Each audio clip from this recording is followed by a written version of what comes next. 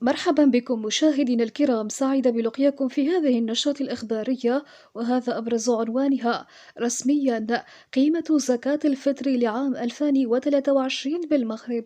قبل ما نبدأ في التفاصيل ما تنسوش الإعجاب بالفيديو والاشتراك بالقناة باش توصلوا بجديد أخبارنا المغربية. إليكم التفاصيل.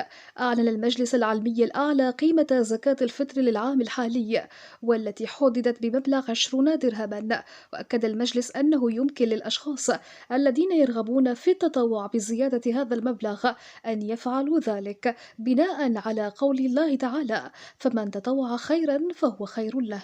وأوضح المجلس في بيان له أن زكاة الفطر هي فريضة شرعية يقرب بها المسلمون إلى الله عز وجل، وتخرج في نهاية شهر رمضان من كل عام.